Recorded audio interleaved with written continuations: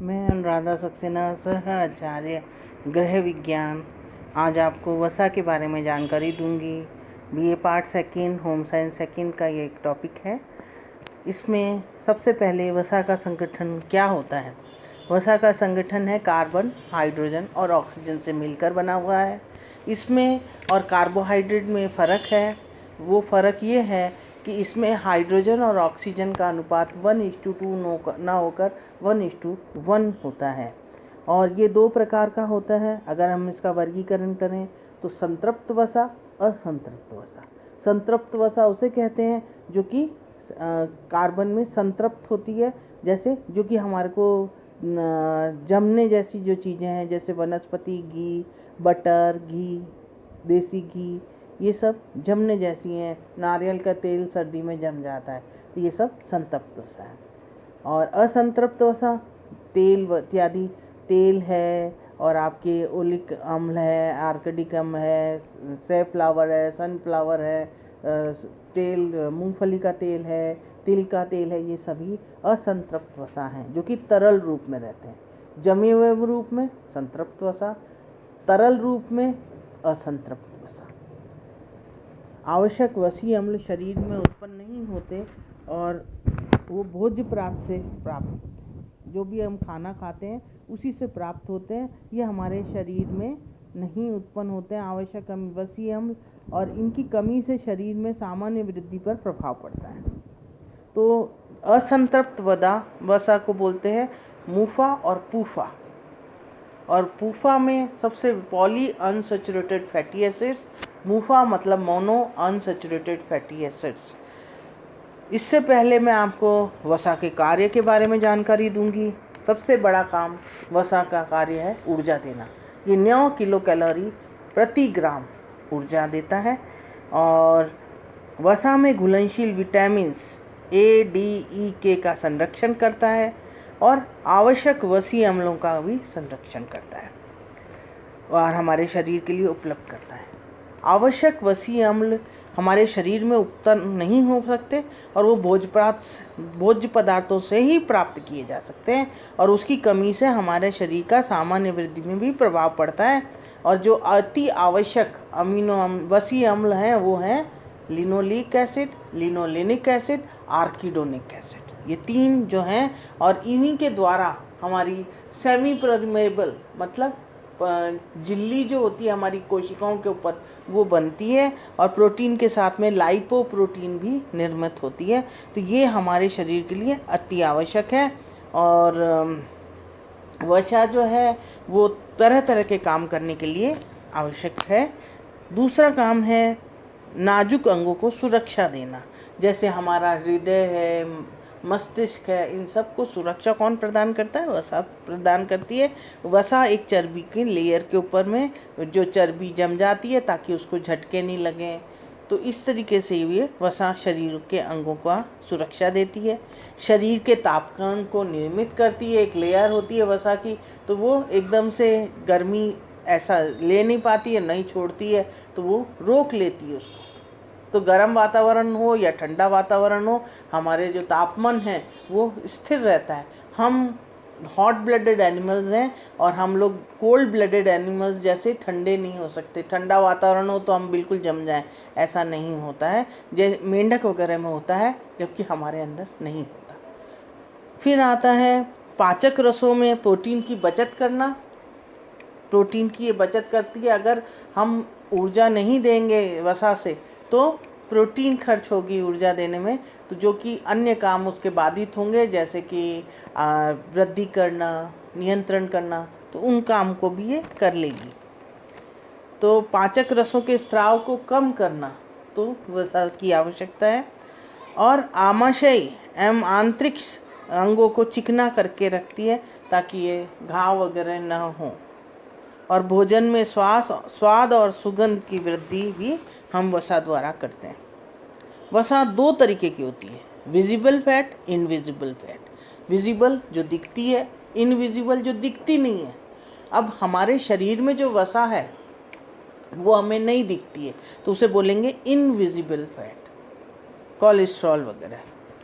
और जो दिखती है उसे बोलेंगे विजिबल फैट। हमारी वसा की जो दैनिक आवश्यकता है वो है 15 से 30% किलो कैलोरीज की ज़रूरत पूरी करती है। हमारे खाद्य में 100 में से 15 से 30% वसा होनी चाहिए। गर्भवती स्त्री, स्तनपान कराने वाली स्त्री और महिलाओं को अधिक ऊर्जा की आवश्यकता होती है, इसलिए उनको 30 ग्राम से 50 ग्राम प्रतिदिन हमें वसा से ऊर्जा देनी चाहिए। फिर आता है कि अगर हम वसा का सेवन अधिक करते हैं तो उससे क्या होगा। उससे जो होने वाले रोग हैं वो हैं मोटापा, हृदय रोग और कैंसर। ये सभी वसा से, अधिक वसा खाने से होते हैं।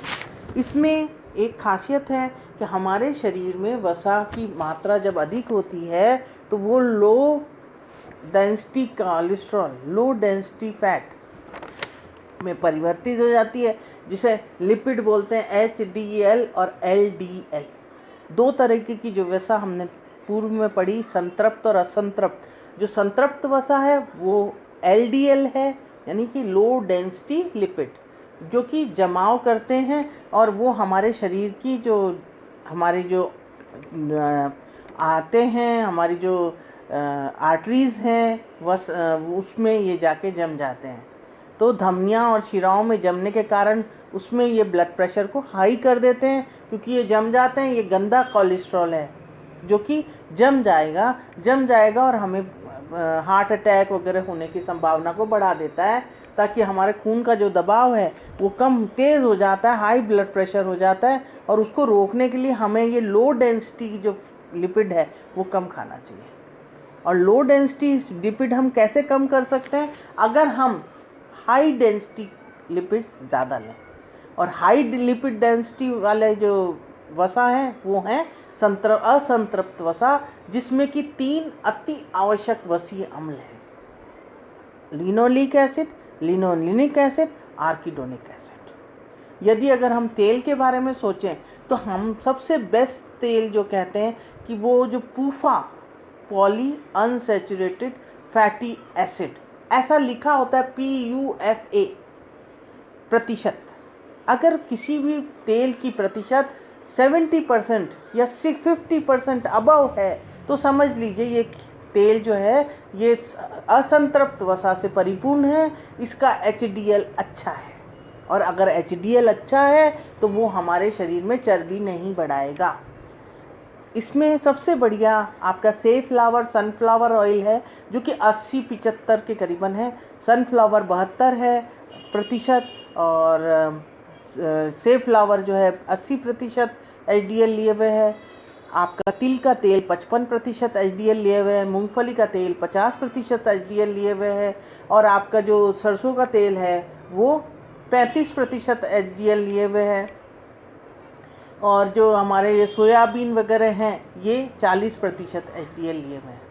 एक और चीज़ है जो ऑक्सीडेशन न होने दे, ऑक्सीकरण न हो, तो उसके लिए हमारे अंदर, हमारे शरीर के अंदर अल्फ़ा अमीनो वसीय अम्ल कहते हैं वो होने ज़रूरी हैं।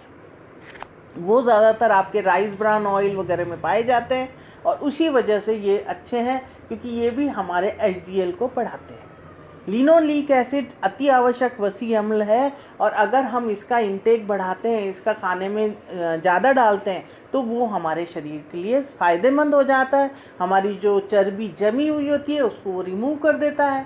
तो इस तरीके से हम इसको रिमूव कर सकते हैं। वसा जो हमारे शरीर के लिए आवश्यक है वो हमें निश्चित अनुपात में चाहिए। संतृप्त वसा और असंतृप्त दोनों का अनुपात होना चाहिए। अगर वो सही अनुपात में नहीं है तो वो हमारे लिए घाटेमंद हो सकती है। और अगर हम जैसे उसका बराबर, इसीलिए कहा जाता है पहले ज़माने में घी से लगी हुई रोटी को खाई जाती थी, ताकि थोड़ा बहुत घी भी शरीर में पहुँचे।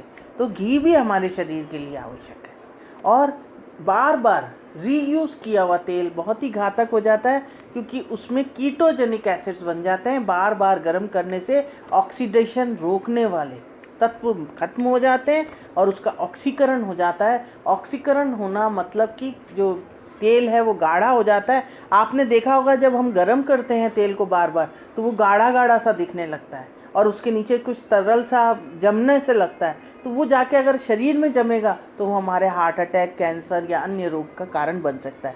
इसीलिए कहा जाता है कि कभी भी ऐसा बार बार तलने वाला तेल यूज़ नहीं करना चाहिए।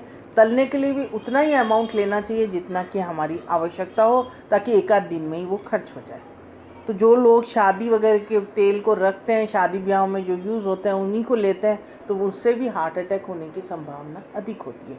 तो अतः इसलिए हमें ये सोच लेना चाहिए कि कभी भी ये रीयूज्ड तेल ना उपयोग में लाएं, और अगर आपने कभी भी तेल को ऐसे यूज़ करना ही पड़े तो ऐसे यूज़ करें ताकि वो उसकी मात्रा, उसकी जो गंदगी है वो रिमूव हो जाए।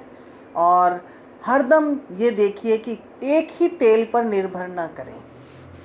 कई बार क्या होता है, जैसे रेड पाम ऑयल, पामोलिन, मूंगफली का तेल, राइस ब्रान तेल, तिल का तेल, ये सब तेल अच्छे हैं।